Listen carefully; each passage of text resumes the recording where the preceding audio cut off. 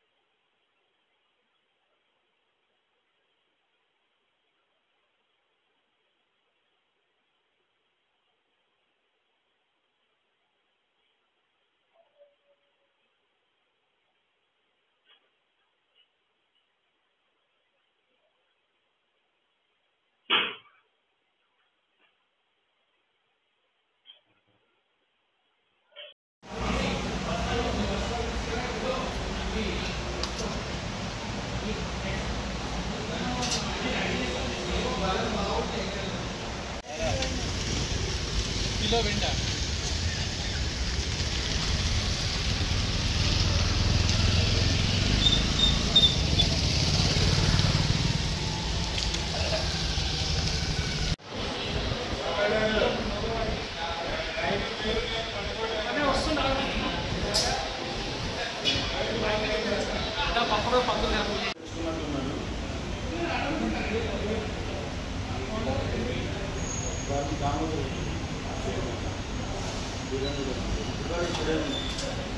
నా పేరు దామోదర్ రెడ్డి, ఆలయ చైర్మన్. ఇది దొంగతనం కావడము చాలా బాధాకరం. ఎందుకంటే మన టెంపుల్ యొక్క సేఫ్టీ గురించి కూడా అన్ని సెంట్రల్ లాక్స్ కూడా ఏర్పాటు చేయడం జరిగింది. పరిస్థితులు గతంలో చిన్నగా సాయిబాబా గుళ్ళ అయింది. అప్పుడు కెమెరాలు మంచి పనిచేసి ఐడెంటిఫై చేశారు. అతను పట్టుకొని కూడా జైలు కూడా జాగ్రత్త తీసుకోవాలని మాకు కూడా చెప్పారు. వాళ్ళకు కూడా కొద్దిగా ఇక్కడ బస్తీ కానీ వాళ్ళ పోలీస్ డిపార్ట్మెంట్ నిఘా కూడా ఉండాలని చెప్పేసి వాళ్ళని మేము కోరడం జరిగింది.